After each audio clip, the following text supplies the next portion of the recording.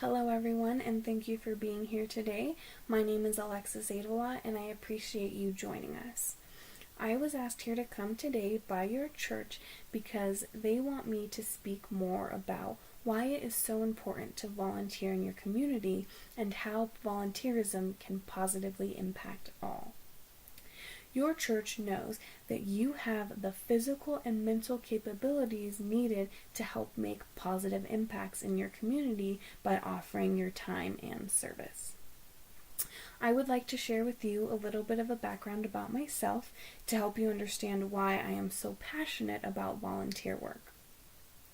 I grew up in a church, and my family had volunteered the entire time I attended that church. We threw events, and my mother and I helped coordinate those events. We helped coordinate Easter dinner. We threw a 4th of July potluck. We facilitated the planning of the holiday party and the holiday play. We also helped throw a Halloween bash for the people in the community. Along with events, we also did quarterly cleanups where we helped clean the inside and outside of the church with other members of the churchgoers. And I was also given the opportunity to help volunteer at a place called Head Start. For those of you who do not know, Head Start is a preschool service for children who are considered underprivileged. Head Start provides a free preschool for those who otherwise wouldn't be able to attend preschool because the parents don't have the time or the money to send their kids to those schools. Head Start is completely free to community members of lower income, and they helped children read, write, they helped them with basic math, etc. I was there to help clean, help serve food, help watch the children, and just participate in activities to help facilitate positive experience with those children. And that made a huge impact on my life, but I also knew how important it was to those children as well as to the people who were affected as teachers or as parents. Now that you know a little bit about me, I want to tell you that I believe that volunteering is the most important thing that we can do as a community, and I also believe that if you start volunteering, we can create a better community and become a place of servantry. I would like to now speak with you and let you know about the people who are benefiting from the services that you can provide. A lot of people ask me, why don't people just hire employees? Why do they rely solely on volunteers? Well, places like soup kitchens, homeless shelters, or animal shelters, they are often 401 nonprofits, which means that they do not have the money to hire people. They are strictly nonprofit. They don't get a lot of money from the government, and they can't afford to hire people and pay them on an hourly basis. So the money that could be used to hire 1 or 2 employees is put towards better things like supplies, food, etc., where the volunteers come in and way more people can participate in this. A second part of that is the homeless people know and appreciate that volunteers are volunteering their time to spend with them.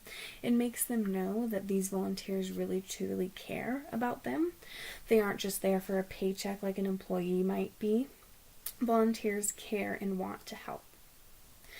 Now that you know about the impacts of those who are being helped in the volunteer industry, I'd like to talk about how volunteering can help you.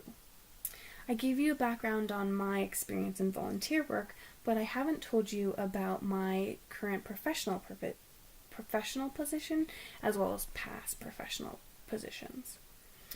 Currently, I am an HR coordinator at a satellite services company in Inglewood.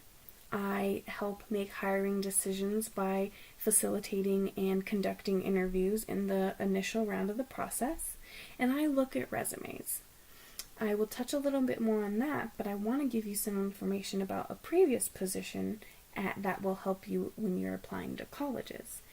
I worked in the admissions and advising office at the CU Denver Business School, and I learned the the acceptance decisions for the students that were selected to join the school. Both of those positions that I currently hold and previously held have a relation to volunteer work. Both places look for that. For a college position, you are looking to see if this student will make a positive impact in the community, if they will be involved on campus, and overall, will they be a good fit? Do they care about others? And I know a lot of you are at the age where you're either applying for jobs or colleges, and it's really important to know that colleges do look for volunteer work. Now, as an HR coordinator, when I look at resumes and see volunteer experience, that is really exciting to me because I know that this person that is applying for the job is not only involved in their community, but it really speaks to their character. And if I am deciding between hiring a person who has the same education and the same professional experience, but one has volunteer experience, I'm going to choose the one who has more volunteer experience because it really speaks to how they can help our company and how they have been cultured in all verses of life. Volunteer work really does help people who don't have very much professional experience under their belt. For people who are just entering the workforce, if you're volunteering at a younger age, then you have that experience on your resume.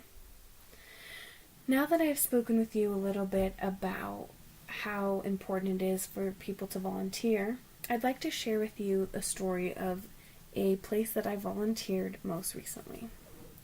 On January 4th, 2018, Colorado Lifestyle Medical, a medical supply store, went up in flames, literally. The business caught on fire and was completely destroyed. All inventory was ruined. Unfortunately, the person who owned that business also lived there. He had a bed, a TV, a couch, food, etc. That was his entire life. He not only lived there, but it was also his source of income. That person used to be my pastor at a church. His name is Eugene Bernard, and we called him Pastor Eugene. And he was really important in my life. And when I wanted to volunteer more, I spoke with him about what I could do for him. And I didn't think there was much I could do other than help him personally because the place had burnt down.